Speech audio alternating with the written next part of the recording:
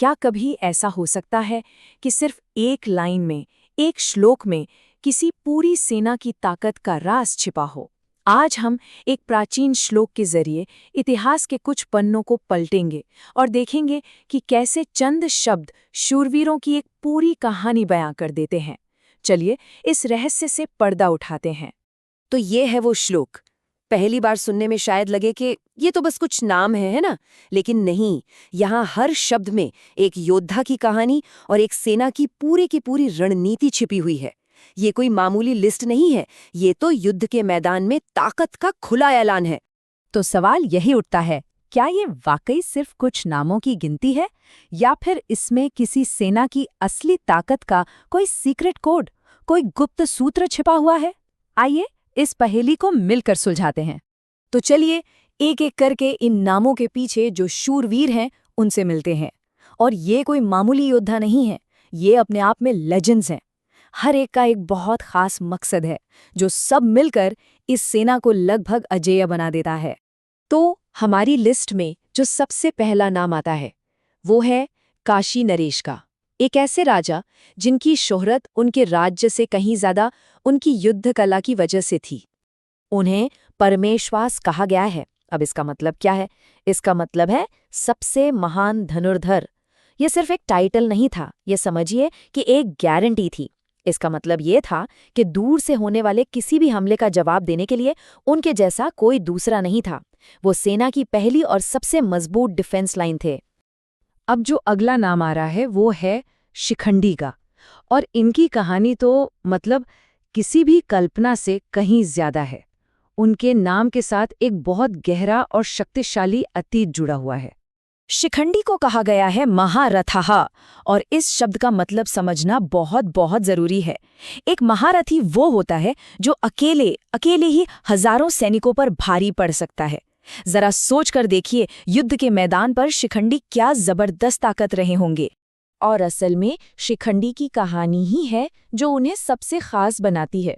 जैसा कि हम देख सकते हैं, उनका आज उनके कल से जुड़ा हुआ है। वो अपने पिछले जन्म में राजकुमारी अंबा थीं और उन्होंने भीष्म से बदला लेने की कसम के साथ फिर से जन्म लिया। मतलब उनकी पूरी जिंदगी का मकसद ही एक था, भीष्म का अंत।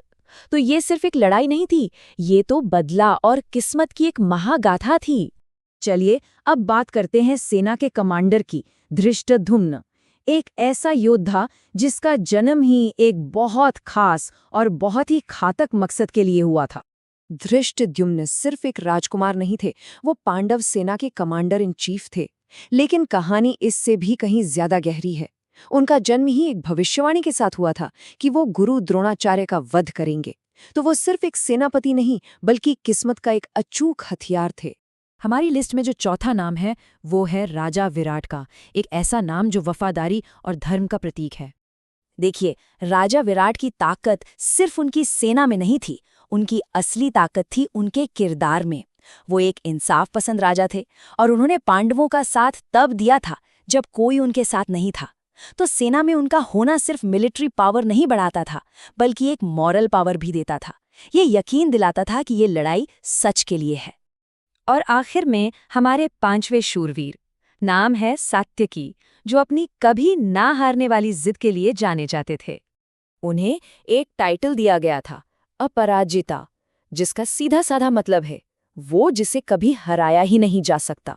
आप सोचिए, सिर्फ ये एक शब्द दुश्मन की सेना में क्या खौफ पैदा करता होगा। सात्यकी का बैकग्राउंड भी कोई कम नहीं था। वो यादव कुल से थे, श्री कृष्ण के करीबी थे और तो और महान अर्जुन के शिष्य थे। तो सेना में उनका होना एक तरह से इस बात का सबूत था कि पांडवों के साथ उस दौर के best of the best warriors खड़े थे। तो ठीक है, हमने इन पांचों योद्धाओं के बारे में जान लिया, पर कहानी यहाँ खत्म नहीं होती, बल्कि असली कहानी तो अब शुरू होती है।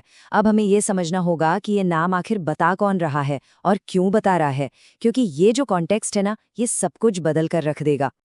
ये कोई पुरानी कविता नहीं है जिसे हम पढ़ रहे हैं, ये तो एक लाइव कमेंट्री है, एक इंटेलिजेंस रिपोर्ट है जो सीधे बैटलफील्ड से आ रही है।